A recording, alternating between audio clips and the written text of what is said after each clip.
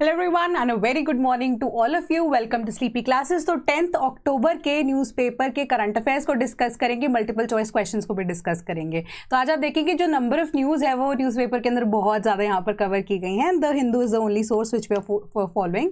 Along with that जो भी additional information question के साथ हम डिस्कस करते हैं वो आपको बता दी जाती है through various other sources, right. To begin with चलो शुरू करते हैं कि Sri Lankan navy seizes 5 boats arrest 47 fisherman.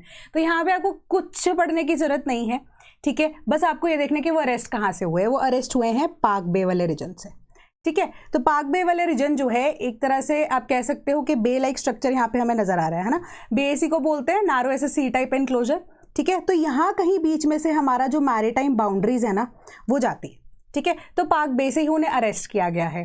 So with respect to that mapping में आपको पता लग जाएगा कि अब स्ट्रेट क्या होती है, नैरो स्ट्रेच ऑफ वाटर जो कि दो लैंड मासेस को सेपरेट करती है, ठीक है। तो दिस इज अ पाक स्ट्रेट एंड दिस हमारा क्या है, ये राम सेतु जिसको हम एडम्स ब्रिज भी बोलते हैं, ठीक है। तो उसी के अकॉर्डिंगली अब ये शैलो एरिया है, सी ग्रास फील्ड, पाक लगून भी से बोला जाता है, ठीक है। तो पाक लगून के बेसिस पे कोरल्स के लिए भी अगर आप देखोगे कि रिसेंटली तो नहीं बट हाँ काफी टाइम से न्यूज में जरूर एरिया रहा है, तो उसके ऊपर एक बार प्लीज रिसर्च कर लेना, ठीक है। तो मैं यहाँ पर लिख देती हूँ कोरल रीजन्स को लेकर एक बार इस पे रिसर्च कर लेना, ठीक है। रिसर्च कर लेना प्लीज एक बार, क्योंकि आपका ये होमवर्क वाला पोर्शन भी है। चलो क्वेश्चन देखते हैं कि पहली स्टेटमेंट क्या कह रही है कि पाक बे वन इज, यहाँ पे आना चाहिए, is one of the major sinks for sediments along with the gulf of Mannar, ठीक है। सेकंड स्टेटमेंट है कि पाक straight connects the Palk bay in the bay of Bengal with the Laccadive सी।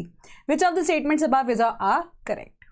थोड़ा बेसिक सा क्वेश्चन है, ठीक है। सिंस हम इंडिया के एक्सटेंट में इस चीज़ को पढ़ लेते हैं, आपको बेसिक सी चीज़ यहाँ पर पता होनी चाहिए, नहीं पता तो डिस्कस करते हैं। करेक्ट आंसर है कि दोनों की दोनों स्टेटमेंट्स यहाँ पर करेक्ट है, ठीक है। पाक बे जो है वो एक तरह का मेजर सिंक है फॉर द सेडिमेंट्स, क्योंकि जो रिवर्स है या इवन की इरोजन वाला पर्सपेक्टिव अगर आप देखते हो उसके कॉन्टेक्स्ट में भी पाक बे वाला पर्टिकुलर रीजन जो है वो बहुत ज़्यादा इंपॉर्टेंट रहता है, न्यूज़ में भी आया है टाइम एंड अगेन। तो एक तरह से मेजर सिंक फॉर सेडिमेंटेशन आता है, ठीक है। गल्फ ऑफ मन्नार में अगर आप देखोगे, अब आपको मैप भी दिखाती हूँ, this is your gulf of Mannar, यहाँ पे आपका पाक स्ट्रेट है एंड पाक बे भी यहीं पे लाई करती है, ठीक है। एंड समवॉट है ये आपकी लासडाइव सी है, ठीक है। तो अब अगर आपकी दोनों की दोनों स्टेटमेंट्स करेक्ट हो जाती हैं, मेजर सिंक्स फॉर सेडिमेंट्स, तभी मैंने आपको वो लगून वाला रीजन भी आपको बोला, या इवन कि मैंने आपको बोला कोरल वाले रीजन के ऊपर भी डिस्कशन कर लेना। इसकी थोड़ी सी ज्योग्राफिकल चीज़ें जो है आपको पढ़ने की जरूरत है। लासडाइव सी जो है वो मैंने आपको बता दी कि जो पाक स्ट्रेट है वो कनेक्ट कर देती है Palk bay in the bay of Bengal with the Laccadive sea. तो दिस इज योर पाक बे ऑफ बंगाल के अंदर, एंड लासडाइव सी हमारे यहाँ पे जो कि गल्फ ऑफ मन्नार के आसपास यहाँ पर है, ठीक है। जो गल्फ वाला रीजन गल्फ ऑफ मन्नार, वहां पर लासडाइव सी फॉल करती है, तो दोनों को यहाँ पर कनेक्ट करती है पाक स्ट्रेट। तो दोनों का करेक्ट आंसर है, दोनों स्टेटमेंट्स जो है वो ऑप्शन नंबर सी हमारा करेक्ट आंसर बनता है। देन आर्मी इंडक्ट्स सक्षम टू न्यूट्रलाइज एरियल थ्रेट्स। तो सक्षम की फुल फॉर्म क्या है, situational awareness for kinetic soft and hard kill assets management. तो ये अभी इंडक्ट करने की बात हो रही है आर्मी के अंदर, and reason behind it was कि अभी यूएवीज का जो यूज देखा गया है ऑपरेशन सिंदूर में भी, या टाइम एंड अगेन अगर हम यूक्रेन रशिया वॉर में भी देख रहे हैं, तो ऑल टुगेदर यही चीज को सामने पाया गया है कि यूएवीज जो है that will be a trend setter, या that will be a decider, या एक इंपॉर्टेंट फैक्टर तो एटलीस्ट ये प्ले करेगा आने वाले टाइम्स में अगर कोई भी ऐसी सिचुएशन होती है। सिक्योरिटी सर्विलेंस के पॉइंट ऑफ व्यू से यूएवीज को इरेडिकेट करना, at the same time read करना भी इंपॉर्टेंट है, ठीक है, डेवलप करना भी इंपॉर्टेंट है। तो अभी क्या है, एक counter unmanned aerial system grid जो है सिस्टम है, ठीक है। कि बेसिक कहने का मतलब है कि अनमैन्ड है, काउंटर करने के लिए यूएवीज को एक ऐसा एरियल ग्रिड सिस्टम है, ठीक है। मॉड्यूलर है, high end command and control system है जो कि ऑपरेट करता है आर्मी के डेटा नेटवर्क के बेसिस पे, डिटेक्ट करेगा, ट्रैक करेगा, आइडेंटिफाई करेगा एंड उसके साथ साथ न्यूट्रलाइज कर देगा। तो ये अब कंट्रोल एंड कमांड सिस्टम के बेसिस पे चलता है, तो इस चीज को यहाँ पर फॉलो करना, एंड न्यूट्रलाइज कर देगा उन हॉस्टाइल ड्रोन्स को एंड अनमैन्ड एरियल सिस्टम्स को भी, ठीक है। तो अब इसी के बेसिस पे सक्षम पे थोड़ा सा और डिस्कशन कर लेते हैं। पहली स्टेटमेंट आपकी कह रही है Saksham will provide air space security across the air littoral up to 10,000 metres. Second statement कह रही है Saksham is a high end command control and communication system. Which of the statements above is और आर करेक्ट। तो अगर आप defence के बारे में इंफॉर्मेशन रखते हो, या इवन कि अगर आपने मेरे को सुना होगा यहाँ पर, तो मैंने कमांड एंड कंट्रोल की ही बात की एंड मैंने 2 बार उस चीज को रिपीट किया था, एंड इट वाज डेलिबरेट कि मैंने इसको रिपीट किया। तो बेसिकली ये कम्युनिकेट नहीं कर रहा है। कम्युनिकेशन का एक बेसिक मतलब मैंने आपको पहले यहाँ पर कमांड एंड कंट्रोल क्यों बोला, क्योंकि ये आर्मी के डेटा बेसिस पे चल रहा है, तो ये कम्युनिकेट नहीं करेगा, ये डायरेक्टली कमांड लेगा एंड कंट्रोल के बेसिस पे जो यूएवीज है उसे अब क्या कर देगा, न्यूट्रलाइज कर देगा। ठीक है, तो कम्युनिकेट करना उसके लिए इंपॉर्टेंट नहीं है। कम्युनिकेशन सिस्टम जो है वो इंपॉर्टेंट तब होता है जब एक तरह से अप्रूवल की रिक्वायरमेंट होती है कि हाँ यहाँ पर कम्युनिकेट करके should I hit this target और नॉट। यहाँ पर ऑलरेडी आर्मी के डेटाबेस से अगर आपके पास इंफॉर्मेशन जा रही है तो you just need to act upon it, कि कमांड यानी कि खुद से यहाँ पर कमांड लेने के बाद, एक कंट्रोल करने के बाद ऑल टुगेदर न्यूट्रलाइज ही करेगा उसे। ठीक है, न्यूट्रलाइज करने के बाद में भी कम्युनिकेशन हो तो ये C3 सिस्टम पे नहीं चलता, C2 सिस्टम पे चलता है। तो अब इंडिया के एयर डिफेंस सिस्टम में हमने एक और चीज को इनकलकेट किया है जो कि C3 के बेसिस पे चलता है। मैंने आपको वो एक्सप्लेन भी किया था प्रॉपर, एंड हिंट के तौर पर मैं बता दूं कि ट्रक सिस्टम के यानी कि ट्रक के ऊपर, आर्मी के ट्रक के ऊपर वो एयर डिफेंस सिस्टम की इमेज जो है मैंने आपके साथ शेयर की थी, अगर आपको याद है। ठीक है, तो C3 जो है किसके ऊपर ऑपरेट करता है, या C3 जो पर्पस है वो किसके लिए यूज किया गया, या वो कौन सा ऐसा वेपन है या जो एयर सिस्टम है वो अब डिपेंडेंट है C3 के ऊपर, तो मुझे आप कमेंट बॉक्स में मुझे बताओगे। ठीक है, तो अब हमारे पास जो है सक्षम प्रोवाइड करेगा air space security across the air littoral. Air littoral का मतलब क्या होता है कि हमारे पास जो एयर स्पेस होती है हमारी, ठीक है, एक एयर स्पेस जो होती है जो कि इंडिया ने पाकिस्तान के लिए, पाकिस्तान ने इंडिया के लिए टिल फर्दर नोटिस बंद कर दिया, वही एयर स्पेस जिससे एयरप्लेन्स एक कंट्री से दूसरी कंट्री में जा सकते हैं। ठीक है, वही एयर स्पेस को प्रोटेक्ट करना अब खुद की कंट्री या होम कंट्री का राइट होता है। सो सिंस अब हम देख रहे हैं कि वॉर्स के अंदर यूएवीज है वो भी इंपॉर्टेंट हो गए हैं, प्लस अब फाइटर जेट्स की भी बात करते हैं वो भी बेटर होते जा रहे हैं, तो हम हाई लेवल्स तक अपनी एयर स्पेस को एक्सटेंड कर सकते हैं। तो हमने ये चीज भी डिस्कस किया था कि आर्मी या फिर आप कह सकते हो हमारे जो तीनों सर्विसेज हैं they are expecting to increase their stealth. ठीक है, तो उसी स्टेल्थ को इंक्रीज करते हुए नई लिमिट्स जो है आर्मी ने या इवन की डिफेंस सिस्टम ने इनकलकेट की हैं। ठीक है, तो इसी के बेसिस पे अप टू 10,000 मीटर्स नहीं, अप टू 3,000 मीटर्स ही ये यूएवी को इरेडिकेट करने में हेल्प करेगा। तो दोनों की दोनों स्टेटमेंट्स जो हैं आपकी इनकरेक्ट हो जाती हैं। तो ये बेसिक फैक्चुअल क्वेश्चंस हैं कि जिसके ऊपर अगर आप फोकस करोगे you can easily answer them, यही आपको नंबर भी दिलाती हैं। ठीक है, तो correct answer option number D यहाँ पर बनता है। तो इन डिटेल आप इसको एक बार पढ़ लेना। टेलीग्राम पे आपको PDF as soon as this video gets publish पता दी जाती है या अपलोड कर दी जाती है। देन ये आपको इन डिटेल काफी चीजें बताई गई हैं। नेक्स्ट न्यूज क्या कह रही है, Modi to launch initiatives to boost pulses production. तो पल्सेस प्रोडक्शन के अंडर स्पेसिफिकली जो ऑलरेडी लॉन्च्ड स्कीम्स है हमारे पास बजट के अंदर, प्रधानमंत्री धन धान्य योजना, दूसरी है सेल्फ रिलायंस इन पल्सेस मिशन। ठीक है, तो इन दोनों के लिए सरकार क्या करना चाह रही है, और ज्यादा बजट एलोकेशन बढ़ा रही है। प्रोक्योरमेंट की बात कर रही है यहां पर कि 100% procurement with respect to certain pulses, वो भी हम डिस्कस करेंगे, वो सेंट्रल गवर्नमेंट करेगी ही करेगी। तो अब आइडिया इसके पीछे का क्या है कि जो कल्टीवेशन का एरिया है पल्सेस का वो एक्सपैंड हो from 27.5 million to 31 million hectares by 2030 and 31। जो दोनों स्कीम्स है उसके अकॉर्डिंगली जो बजट के अंदर यानी कि लास्ट बजट जो है हमारा, अब आप देखोगे कि पल्सेस के लिए भी जो बूस्ट करना चाहती है इकोनॉमी, है ना, क्योंकि पल्सेस काफी ज्यादा इंपोर्ट होते हैं इंडिया के अंदर, प्रोडक्शन उतनी नहीं है। बट सेल्फ रिलायंस अगर करनी है तो पल्सेस जो है होम ग्रोन तरीके से यानी कि प्रोडक्शन उसके इंडिया के अंदर ही होनी बहुत ज्यादा जरूरी है। इससे क्या फायदा होगा, इंपोर्ट बिल कम होगा, एक्सपोर्ट में अगर इंडिया सक्षम हो जाता है डोमेस्टिक डिमांड को फुलफिल करने के बाद तो उससे भी पैसा इंडिया के लिए आएगा। ठीक है, तो addressing the press person on Thursday, union agriculture minister जो है शिवराज सिंह चौहान, उन्होंने बोला कि सेंट्रल गवर्नमेंट प्रोक्योर करेगी पल्सेस जो कि प्रोड्यूस की जा रही है in the country as a part of the proposed scheme, and 1100 से ज्यादा ऐसे प्रोजेक्ट है जो कि 42,000 करोड़ से ज्यादा है अक्रॉस वेरियस सेक्टर्स, वो भी इनॉग्रेट किए जाएंगे सैटरडे को यानी कि कल। ठीक है, उसके ऊपर अगर जो भी अब इनॉग्रेशन होंगी वो मंडे को या संडे वाली वीडियो तो नहीं होती है, संडे वाले जो न्यूज़पेपर है उसको मैं मंडे में इंक्लूड करके आपको बता दूंगी, एटलीस्ट टेलीग्राम ग्रुप पे तो एटलीस्ट मैं आपको बता ही दूंगी कि इंपॉर्टेंट क्या है ना। देन क्वेश्चन देख लेते हैं, consider the following in context of pulse self reliance mission. Simple सा क्वेश्चन है, इसी से बेसिस पे है। पहली स्टेटमेंट क्या कह रही है, it aims to expand the total pulse cultivation area to 31 million hectares by 2030-31। ये शायद हमने अभी रिसेंटली स्टेटमेंट देखी थी। ठीक है, दूसरी है कि productivity is targeted to increase from 880 kilograms per hectare to 1500 kilograms per hectare. तो ये फैक्ट्स इंपॉर्टेंट हैं, तभी मैंने आपको ये क्वेश्चन पूछा है, विच of the statements above is और आर करेक्ट, क्योंकि आप इसको मेंस में भी कोट कर सकते हो।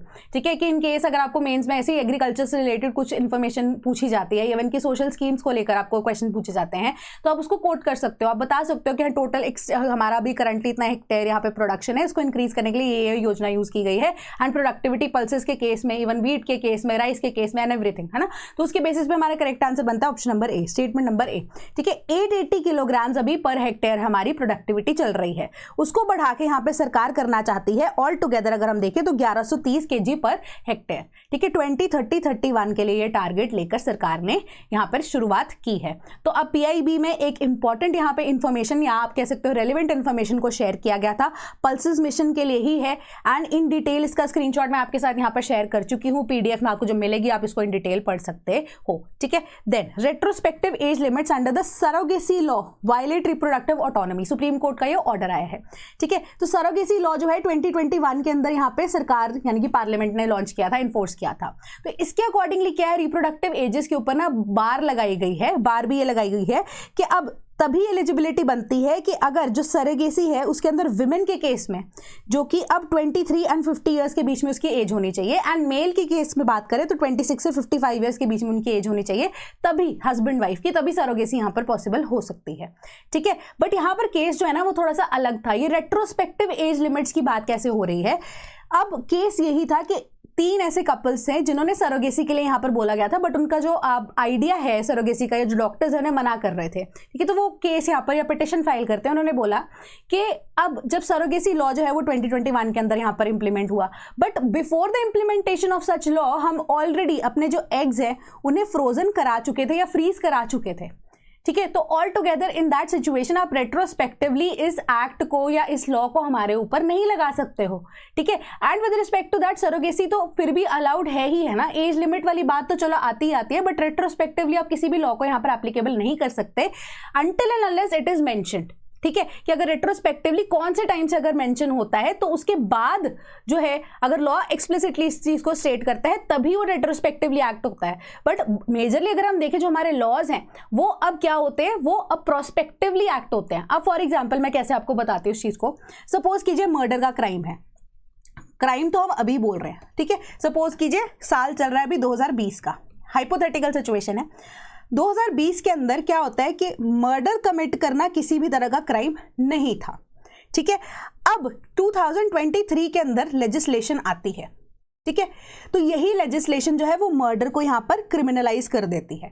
तो क्या आप ये बोल सकते हो कि 2022 के अंदर कमिट किया गया murder with respect to this act of 2023 retrospectively उसको, उस व्यक्ति को जिसने मर्डर किया था किसी भी व्यक्ति का, उसको आप जेल में यहाँ पर कह दोगे कि आपका एक्ट तो क्रिमिनलाइज किया गया है? नहीं किया जा सकता, क्योंकि इट इज प्रोस्पेक्टिवली एक्टिंग। ठीक है, कि it is active prospectively, retrospectively ऐसी चीज नहीं होती है।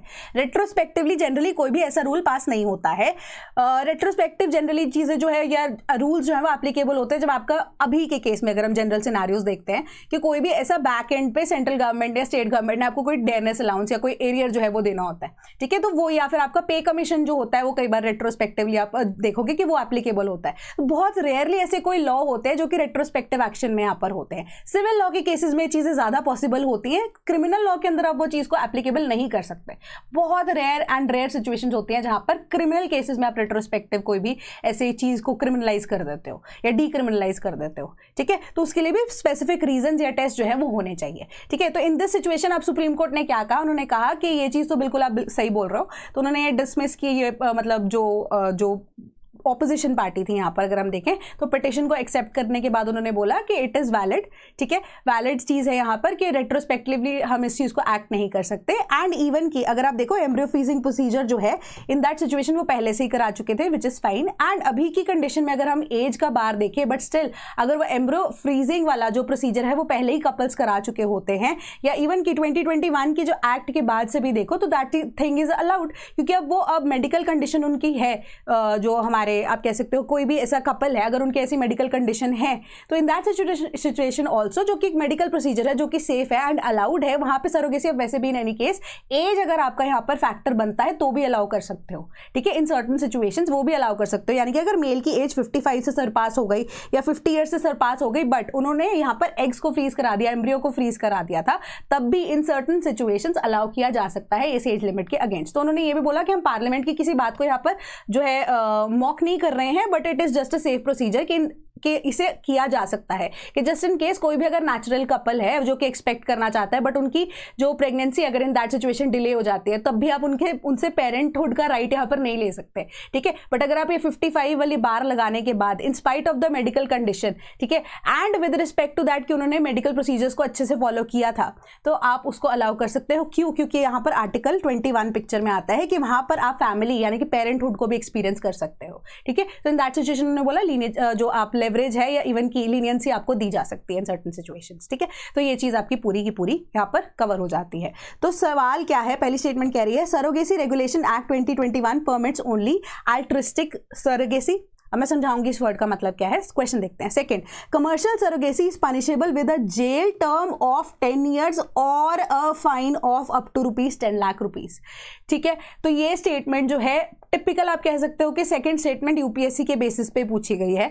कैसे कि मैं आपको बताती हूँ। यहाँ पे क्वेश्चन में आपने देखा होगा कि बहुत सारे ऐसे रेगुलेशंस होते हैं आपको कॉन्स्टिट्यूशन से डायरेक्टली कॉपी करके, बट यहाँ पर एंड और के बीच में ना यूपीएससी कई बार बहुत ज्यादा प्ले करता है आपके साथ। तो इन दैट सिचुएशन आप कई बार आंसर गलत भी करके आते हो, जो सही स्टेटमेंट होती है वो गलत करके आते हो, गलत स्टेटमेंट होती है उसको आप सही करके आते हो, है ना। तो ऐसी सिचुएशंस बहुत ज्यादा आती है आपके साथ। तो इसी के बेसिस पे मैं आपको बताना चाहती हूँ, सरोगेसी रेगुलेशन एक्ट जो है परमिट करता है सिर्फ और सिर्फ, ऑल्दो ये एक्सट्रीम स्टेटमेंट है बट ये करेक्ट स्टेटमेंट है।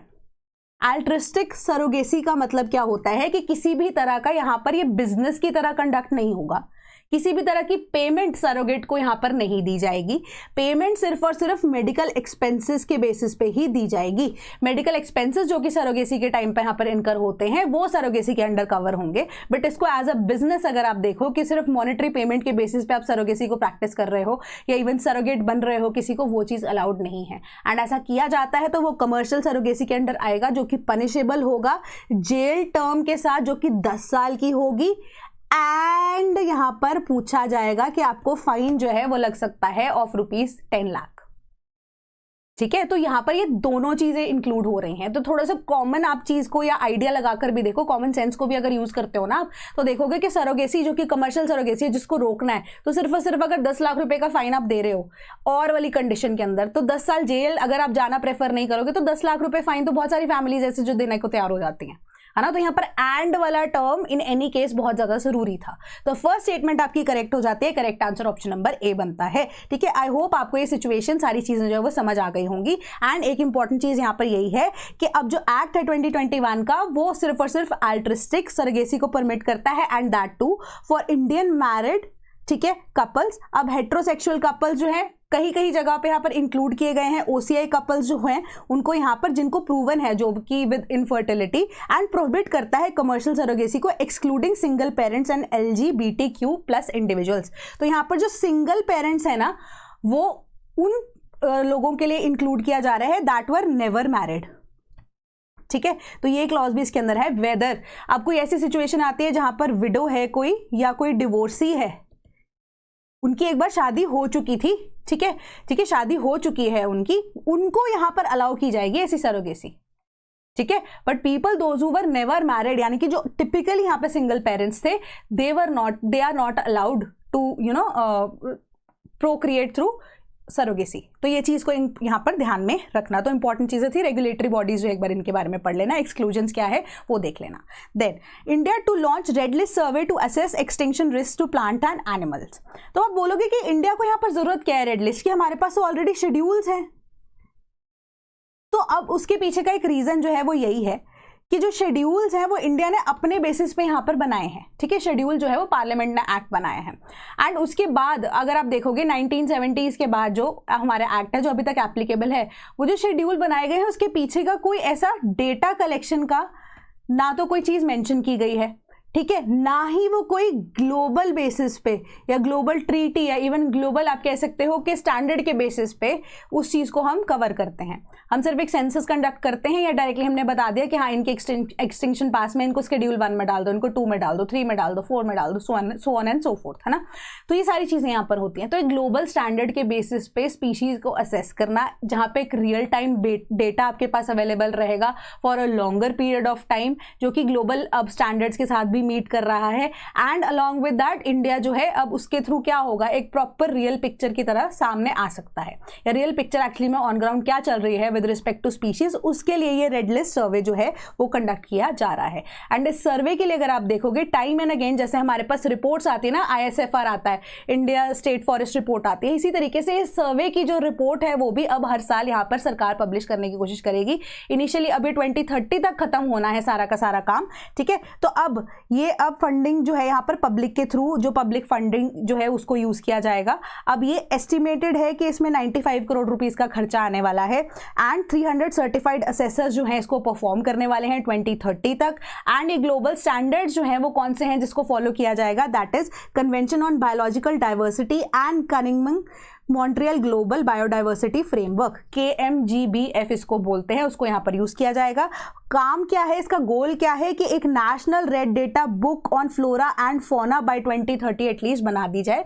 उसके बाद उस पर अपडेशन 1 साल बाद 2 साल बाद जो जैसे भी अपडेट होंगे उसको किया जा सके। तो एक तरह से रिपोजिटरी की तरह ये काम करेगा। एंड जो स्पीशीज हैं उनको, that is 11,000 species of plants and animals जो हैं उनकी असेसमेंट करेगा कि एक्चुअली में वो कितने ज़्यादा वल्नरेबल हैं। आई होप आपको इन्फॉर्मेशन जो इंपॉर्टेंट है यहाँ पर वो बता दी गई है। तो आपको यहाँ पर CBD एंड KMGBF के बारे में पता होना चाहिए, ठीक है। ग्लोबल स्टैंडर्ड्स जो कि लिस्ट करता है स्पीशीज को world wide on the basis of extinction and threats, ठीक है। तो इसके बेसिस पे अब इसे कंडक्ट किया जाएगा। एंड अब एक डेलीगेशन जो है IUCN world conservation Congress Abu Dhabi, वहाँ पर इस चीज़ को या इस सर्वे के लिए स्पेसिफिकली जो डेलीगेशन गए थे वहाँ पे उन्होंने इस चीज़ को अनाउंस किया है। क्वेश्चन क्या है, पहली स्टेटमेंट आपको क्या कह रही है, convention on biological diversity is a multilateral treaty adopted in the Earth Summit 1992 के अंदर। सेकेंड स्टेटमेंट कह रही है the Kunming Montreal global biodiversity framework is a UN agreement adopted in 2017। Which of the statements above is or are correct? तो इसका correct answer हमारे पास बनता है ऑप्शन नंबर A, ठीक है। तो यहाँ पे साल का हेर फेर कर दिया गया है, पूरी स्टेटमेंट करेक्ट थी, 2017 वाला जो यहाँ पर आपको आइडिया दे दिया ना वो यहाँ पर गलत हो जाता है, ठीक है। COP15 के अंदर अगर आप देखोगे specifically 15th conference of parties in the year of 2022 Kunming Montreal global biodiversity framework को यहाँ पर अडॉप्ट किया गया था, जो कि अब रिवर्स करना चाहता है biodiversity loss by 2030 and vision जो है 2050 के लिए ये एस्टैब्लिश करता है कि हम हार्मनी विद नेचर कैसे रख सकते हैं। अब 2050 के गोल्स जो हैं वो भी यहाँ पर डिराइव्ड हैं, जिसमें 23 एक्शनेबल टारगेट्स है फॉर 2030, जिसमें अब जिस वजह से आप कह सकते हो इंडिया ये रेड लिस्ट सर्वे जो है वो कंडक्ट कर रहा है। तो इन दिस सिचुएशन कॉन्जर्वेशन की अगर बात आती है तो आप इन दोनों आप कह सकते हो डाइवर्सिटी को लेकर कन्वेंशन जो है इनको कोट भी कर सकते हो। अब बायोलॉजिकल डाइवर्सिटी के लिए कन्वेंशन हमारे पास 1992 का जो रियो समिट हुआ था, जिसको हम अर्थ समिट भी बोलते हैं, एंड अर्थ समिट क्यों बोलते हैं वो आप मुझे बताओगे, ठीक है। उन्होंने मेन गोल्स जो है यहाँ पर कंजर्वेशन के बारे में ले डाउन किए गए थे, ठीक है, एंड ऑल टुगेदर ये बाइंडिंग इन नेचर भी हैं, ठीक है। तो उसी के बेसिस पे इसको भी आप यहाँ पर कोट कर सकते हो कि की डॉक्यूमेंट है सस्टेनेबल डेवलपमेंट के लिए, रिकॉग्नाइज करने के लिए, बायोडाइवर्सिटी जो है ह्यूमन की वेलफेयर के लिए, इन्वायरमेंट की वेलफेयर के लिए, को एग्जिस्टेंस के लिए बहुत ज्यादा इंपॉर्टेंट है। तो correct answer option number A। Next news कह रही है security exchange board of India finalizes की रिफॉर्म्स फॉर ब्रोकर्स और बोर्सेस। तो अब यहाँ पर क्या हो रहा था, ब्रोकर्स को लेकर ना बहुत ज्यादा दिक्कत क्रिएट हो रही थी। क्यों? क्योंकि अब अगर आप एक ब्रोकर को या इवन कि अगर आप ट्रेडिंग में इन्वॉल्व होता ना, तो उसको लेकर अभी एक ना केस भी आया था शायद सुप्रीम कोर्ट के अंदर या किसी भी, आई डोंट रिमेंबर कि हाई कोर्ट में या सुप्रीम कोर्ट के अंदर, कि उन्होंने बोला कि यहाँ पर ना बहुत ज्यादा पैसा चार्ज किया जा रहा है from the person who is doing trading, है ना। कि जैसे अगर मैं ट्रेड कर रही हूँ कि मैं पहले तो जब अगर मैं सिक्योरिटीज को परचेज करती हूँ, सिक्योरिटीज क्या होती है कि आपकी जो कह सकते हो कि इक्विटी का छोटा सा पार्ट होता है, मल्टीपल चीजें सिक्योरिटी में आपकी कवर होती हैं, है ना। तो अब उस सिक्योरिटीज को परचेज करने के लिए ठीक है परचेज कर लिया, उसके बाद जब मैंने उसको बेचा, ठीक है, तो मैं वहां पर भी टैक्स दे रही हूं, चाहे मुझे प्रॉफिट हुआ है या मुझे लॉस हुआ है, ठीक है। अगर लॉस हुआ है तो भी मैं टैक्स भर रही हूँ, चलो ठीक है, वो चीज तो फाइन है। प्रॉफिट हो रहा है तो भी मैं टैक्स दे रही हूँ, that is also fine. But at the end of the day जब मेरा इनकम टैक्स यहाँ पर कैलकुलेट होता है तो उस गेन्स के ऊपर भी मुझे दोबारा से टैक्स लगा जा रहा है, मतलब मुझे 2 बार टैक्स देना पड़ रहा है। And this is being done by the brokers itself. यहाँ पर कोई रेगुलेशन उस चीज को लेकर नहीं थी।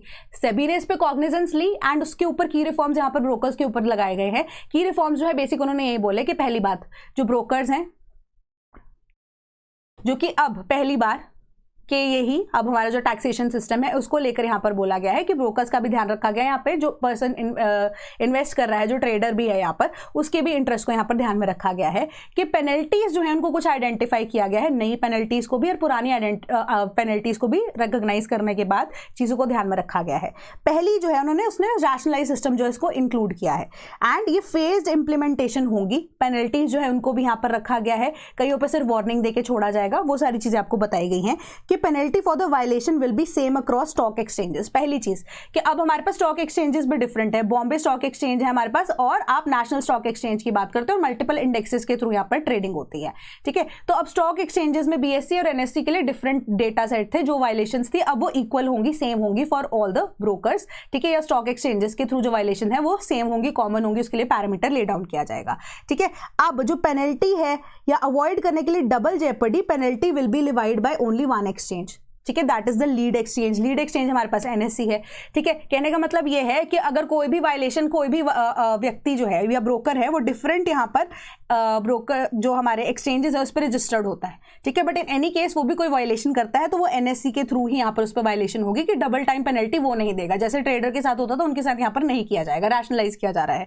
दूसरी चीज जो टर्म है पेनल्टी को वो रिप्लेस करके फाइनेंशियल डिसेंटिव्स यहाँ पर बोला जाएगा, ठीक है। अब पेनल्टी वर्ड एक्चुअली में यूज नहीं किया जाएगा, उसको फाइनेंशियल डिसइंसेंटिव्स जो है नाम दे दिया जाएगा ताकि एक गलत नोशन जो है, साइकोलॉजी या स्टिग्मा जो है किसी तरह का अटैच ना हो जाए स्टॉक ब्रोकर्स के साथ भी, ठीक है। तीसरा है 225 पेनल्टी आइटम्स को यहां पर इंक्लूड किया गया जो कि अब रिडंडेंट पेनल्टीज को हटाएंगे, वायलेशंस जो है वो नए उनको ऐड करेंगे, क्लासिफाई करेंगे नए वायलेशंस को, उसके बेसिस पे यहां पर डिफरेंट चीजों को ले डाउन किया गया है कि जो 90 पेनल्टीज हैं उनमें से 36 पेनल्टीज जो उनको रैशनलाइज कर दिया गया है, जिसमें से 7 ऐसी एडवाइजरी या वार्निंग है वो की इशू की जाएगी अगर ऐसा कोई पहली बार में लैप्सेस होते हैं। वो वायलेशंस क्या है वो अभी आगे आपको बताया जाएगा, ठीक है। मैं आपके साथ डिस्कशन डिटेल नहीं करूंगी क्योंकि हम यहाँ पर इतना ज्यादा डिटेल में डिस्कस करने की इसको जरूरत भी नहीं है। दूसरी चीज कैपिंग जो है, कैपिंग मतलब एक टॉप लेवल आपको बता दिया जाता है कि इसके बाद जो वो आप करोगे उसकी वायलेशन को, तो उसको आप कह सकते हो कि उस पर या तो आपको पेनल्टी लग सकती है या आप कह सकते हो टॉप लिमिट या सीलिंग लिमिट यहाँ पर लगा दी गई है।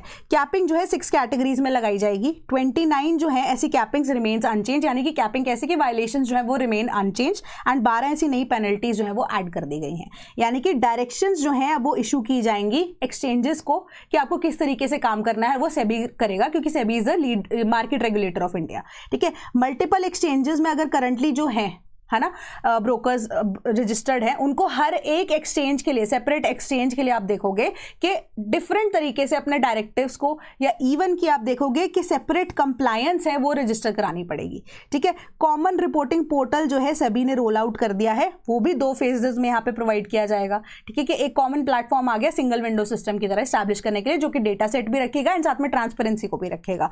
फर्स्ट फेज जो है वो इंप्लीमेंट किया गया 1 अगस्त से एंड सेकंड फेज जो है वो इंप्लीमेंट किया जाएगा अक्टूबर 15 से। तो ये आपको सिंपल से यहां पर बात बताई गई। क्वेश्चन है आपकी पहली स्टेटमेंट कह रही है securities exchange board of India was constituted as a non statutory body. ये हम शायद पहले भी डिस्कस कर चुके हैं, मे बी अब जो नए स्टूडेंट्स हैं वो उसको समझ सकते हैं, पुराने वालों की रिवीजन हो जाएगी, ठीक है। Second, the provisions of the securities exchange board of India act came into force in 1988। Which of the statements above are correct? तो इसका करेक्ट आंसर क्या है? ऑप्शन नंबर ए है, ठीक है। Security exchange board of India जो है पहले नॉन स्टैट्यूटरी बॉडी की तरह ही कॉन्स्टिट्यूट हुआ था ऑन अप्रैल 12, 1988।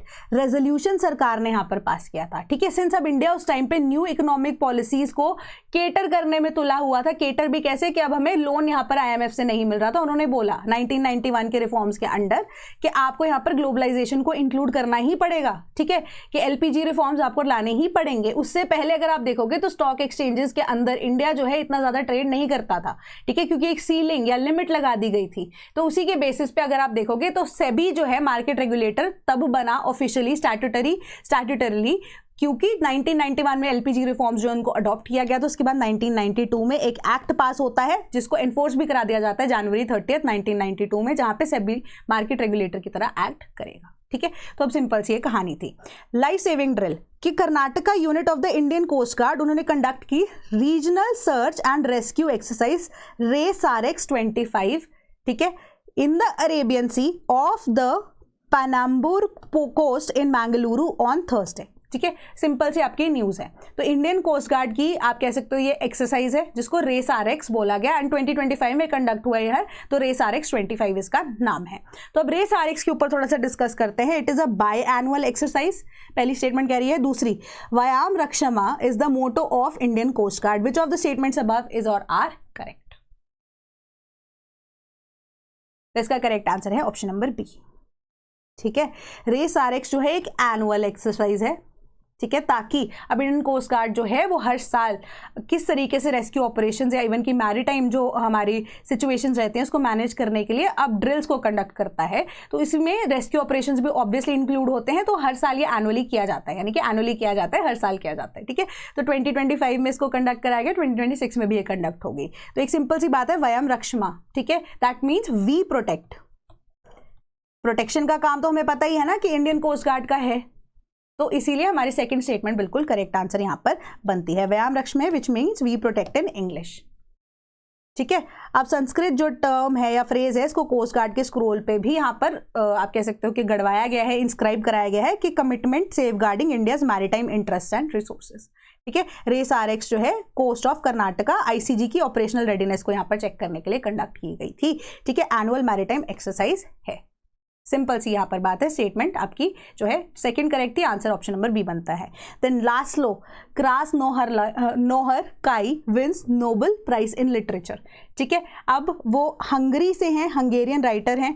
अब फिलोसॉफिकल ब्लीकी फानी नॉवेल्स उन्होंने लिखी बहुत ज़्यादा, जिस वजह से वो यहाँ पर सामने आए। ठीक है, तो उनको कंपेयर किया जा रहा है फ्रांस काफ्का के साथ, काफ्का के लेवल का वो कहते हैं, लिखते हैं। ठीक है, तो अब आपको सिर्फ और सिर्फ नाम यहाँ पर पता होना चाहिए। पॉलिटिकली भी ही इज़ वेरी एक्टिव, तो करंटली वो जो आप कह सकते हैं 1970s में हंगेरियन गवर्नमेंट थी उसके अगेंस्ट भी उन्होंने काफ़ी ज़्यादा यहाँ पर बोला, but that is not the point. हमें सिर्फ पता होना चाहिए कि अब नोबेल प्राइज लिटरेचर में 2025 के लिए किसको मिला है। तो इसी से रिलेटेड यहाँ पर क्वेश्चन आपको पूछा गया कि consider the following pairs years and Nobel prize in literature. 2024 Jon Fosse, ठीक है, 23 एनी एर्नो, 2022 हान कांग। ठीक है, how many pairs are correctly matched? Correct answer is option number D, क्योंकि ये तो ऐसे क्वेश्चंस हैं आपको जनरली पूछे जाते हैं, अगर आपको आते हैं तो आपको आते हैं, नहीं आते तो आपको नहीं आते हैं, है ना। तो करेक्ट आंसर इसका बनता है ऑप्शन नंबर डी। लिटरेचर में 2024 में हान कांग, 2023 में होन फॉस एंड 2022 में एनी एर्नो को दिया गया था। ठीक है, तो ऐसे ही आप ना एक टेबल सा बना लो, आपको पता लग जाना चाहिए कि एटलीस्ट 2 से 3 साल का आपको आइडिया होना चाहिए।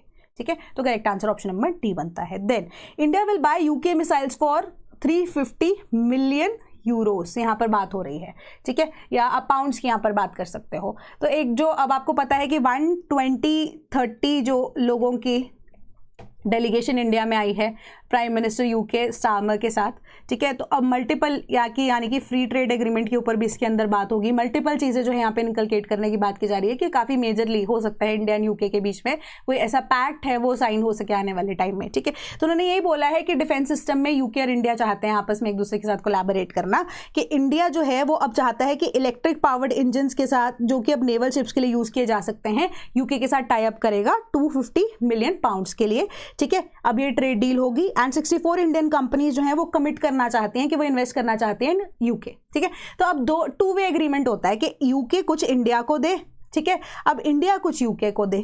ठीक है, तो दे एंड ले वाले सिचुएशन है यहाँ पे, ट्रेड उसी को बोलते हैं। तो अब इंडिया जो है वो चाहता है डिफेंस पैक्ट, UK भी वही चीज़ को मे भी चाहता है कि वो इंडिया को यहाँ पर देगा वो डिफेंस सिचुएशन के अकॉर्डिंगली क्या क्या चीज़ें। अब मल्टी रोल मिसाइल जो हैं, ठीक है, इंडियन आर्मी में इनकलकेट करने की बात हो रही है। ठीक है, इंक्लूड करने की बात हो रही है। सिमिलर तरीके से अगर आप देखोगे कि इंडियन कंपनीज जो है, प्राइवेट सेक्टर्स जो है, क्योंकि बड़े बड़े एंटरप्रेन्योर्स भी वहाँ से आए हैं, 120-30 पीपल की जो टीम आई है, वहाँ पर ही बैठ के यहाँ पर ट्रेड डील जो साइन हो रही है उसके अकॉर्डिंगली इंडियन जो एंटरप्रेन्योर्स है वो भी अब UK की मार्केट को यहाँ पर एक्सप्लोर करना चाहते हैं। ठीक है, तो मल्टीपल तरीके से electric powered engine naval ships के लिए countries for both the countries उसको साइन किया गया, इंप्लीमेंटिंग द अरेंजमेंट कि एडवांस कोलैबोरेशन हो सके नेक्स्ट स्टेज के लिए। वो 250 मिलियन जो पाउंड्स हैं उनके लिए बेसिस पे यहाँ पर आप कह सकते हो कि डील हुई है। 7000 ब्रांड्स जो है वो नए जॉब्स को यहाँ पर हो सकता है UK के अंदर क्रिएट कर सकें। ठीक है, एंड मेजर न्यू डील्स जो है उसको देखा जाएगा। अब engineering sector, technology and creative industries के अंडर इनको कवर किया जाता है।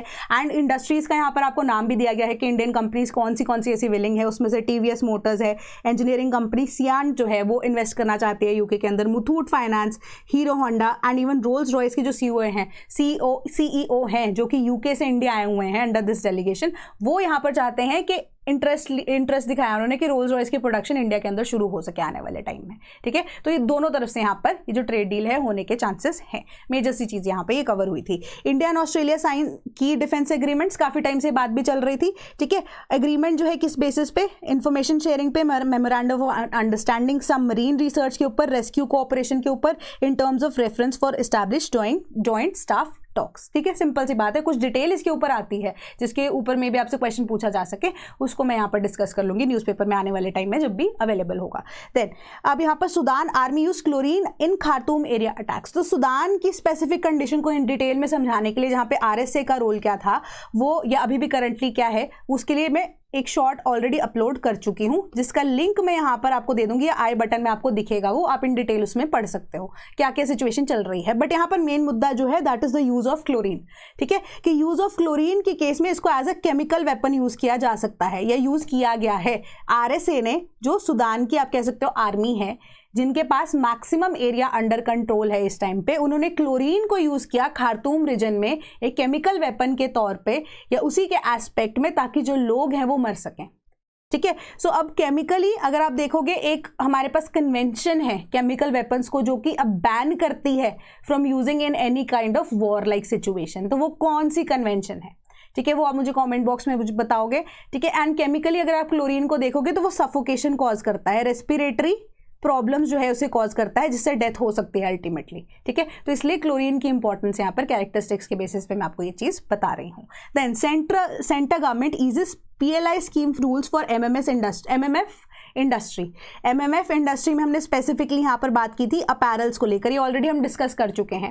एंड ये सारी सेम टू सेम ऐसी जो न्यूज़ है वो रिपीट की गई है। उन्होंने बोला कि अभी नए ब्रांडिंग के लिए यहाँ पर MMF सेक्टर में, टेक्सटाइल सेक्टर में जो सरकार है, उन्होंने पहले बोला था कि प्रोडक्शन लिंक इंसेंटिव जो हम यहाँ पर लगाएंगे वो टेक्सटाइल के केसेस में होगा, जो कि मिनिमम इन्वेस्टमेंट के टर्नओवर्स को, अब लिमिट्स को रिवाइज करता है।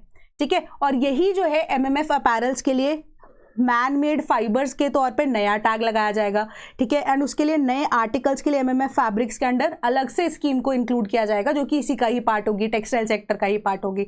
तो उन्होंने जो मिनिमम कैप लिमिट्स है ना, उसको मिनिमम मिनिमम कैप लिमिट्स हैं उसको हटा दिया है, यानी कि रिवाइज किया है, बढ़ाया नहीं है, कम कर दिया है। ओरिजिनली इस PLI स्कीम के under 300 crore rupees and 100 crore rupees initially required थे as investment for the applications as well as for second part of the category. दो कैटेगरीज के अंदर ये टेक्सटाइल सेक्टर को ऑपरेट किया जा रहा था, part A and part B के लिए। तो पार्ट ए के लिए initially 300 crore rupees and 100 crore rupees for part B was required. इसको रिवाइज करके 150 एंड 50 करोड़ रुपीज कर दिया गया है, ताकि और ज़्यादा लोग यहाँ पर इन्वेस्ट करें एंड हमारा जो MSME सेक्टर है वो बूस्टअप हो सके एंड एंटरप्रेन्योरशिप जो है उसको बूस्टअप किया जा सके। तो हम ऑलरेडी इस पे क्वेश्चन भी डिस्कस कर चुके हैं, प्रोडक्शन लिंक इंसेंटिव बेस के ऊपर जो टेक्सटाइल के थ्रू जो हमारी स्कीम्स थी उसके बेसिस पे हमने क्वेश्चन भी डिस्कस किया था। एंड कोई भी डाउट इसके अंदर होता है ना, मुझे कमेंट बॉक्स में मुझे जरूर बताना। ठीक है, हम इसको कल वाले लेक्चर में या इवन की मंडे वाले लेक्चर में भी टेकअप कर लेंगे, सो डोंट वरी, आपके पास ये ऑप्शन हमेशा से अवेलेबल रही है। तो आई होप आज की जो न्यूज़ है वो आपको क्लियर हो गई होगी। Then PM pitches India's fintech startups to global south. तो उन्होंने बोला कि अभी इससे स्टारमर आए हुए हैं, तो उन्होंने बोला कि इंडिया जो है वो आने वाले टाइम में एक बहुत बड़ा मार्केट है। ठीक है, एंड सबसे बड़ी बात मार्केट भी क्या कि हम खुद से डेवलप कर रहे हैं। एंड इवन की जो फॉरेन इन्वेस्टर्स हैं, अगर आप देखो कि फिनटेक कंपनीज है, वो भी आप कह सकते हो कि इंडिया के अंदर स्टार्टअप्स करना, यहाँ पर शुरू करना एक्सपेक्ट कर सकते हो कि आने वाले टाइम में करेंगे, क्योंकि ग्लोबल मार्केट ही इतनी ज़्यादा इंडिया जो है केटर करेगी आने वाले टाइम में। ठीक है, कि रेजर पे, क्रेड, पेटीएम एंड परफ्यूज जो हैं ऑटोमेटिकली अगर आप देखो कि अभी भी वो केटर कर रही हैं इंडियन मार्केट्स को। तो अगर आप देखो यहाँ पर के सीरम इंस्टीट्यूट ऑफ इंडिया की इंडियन कोलैबोरेशन के साथ उन्होंने बोला कि कोविड-19 के टाइम पे इंडिया एंड यूके का जो पैक्ट था, ये कोलैबोरेशन था, कितना ज़्यादा हेल्पफुल रहा था मेडिकल फील्ड में। क्योंकि अब अगर आप देखोगे कि हमारे पास जो AstraZeneca and serum institute of India, दोनों की कोलैबोरेशन के बेसिस पे कोविड-19 की हमारे पास वैक्सीनेशन पॉसिबल हो पाई। तो ऐसे ही अगर हम कोलैबोरेशन के बेसिस पे काम करते रहें तो डिजिटली भी जो हमारी कोऑपरेशन है या पार्टनरशिप अक्रॉस द वर्ल्ड है उसको भी यहाँ पर बेटर एक्सपीरियंस के साथ केटर कर सकते हैं। तो इन्वेस्टमेंट के तौर पे देखिए अब ओपन करेंगे इन्वेस्टमेंट फाइनेंस एंड फिनटेक्स फर्म्स को, जो कि यूके की मार्केट में भी एंटर करेगी और इंडिया और यूके के दोनों की जो मार्केट है या इवन की बायलैटरल कोऑपरेशन जो है उसको मेंटेन करेगा एंड ट्रेड को भी। तो अभी के करंटली हम वर्थ पे बेसिस पे देखें तो 56 बिलियन जो ट्रेड है वो दोनों के बीच में यहाँ पे कंडक्ट होता है, जो कि डबल करने का यहाँ पर प्लान है आने वाले टाइम में। बट जो टारगेट है it can be reach earlier than that, प्रधानमंत्री मोदी ने ये स्टेटमेंट दी है। जस्ट डिपेंड्स अपॉन द के ट्रेड एग्रीमेंट जो कि आगे आने वाले टाइम में क्या होता है। Then Diwali offer 20% off if you want to become a part of the sleepy family, all together आपके पास अवेलेबल है। टाइम एंड अगेन मैं यही चीज आपको बताती रहती हूँ। कोड है Deepawali, valid across all the batches. कितना भी सस्ता है कितना भी महंगा कोर्स होता है, हर एक बैच पर ये एप्लीकेबल है 20% ऑफ का कूपन। एंड 2026-2027 के हमारे पास टेस्ट सीरीज या इवन की फाउंडेशन बैचेस भी अभी से अवेलेबल है। तो अगर आप तैयारी करना चाहते हैं you are very most welcome. And कोई भी कोर्स की इंक्वायरी होती है तो 1800-890-3043 पे आप हमें कांटेक्ट कर सकते हैं, जो कि टोल फ्री नंबर है, या sleepy.classes@gmail.com पे हमें ईमेल भी कर सकते हैं। I hope you like the lecture. That is all from my side today. Thank you so much.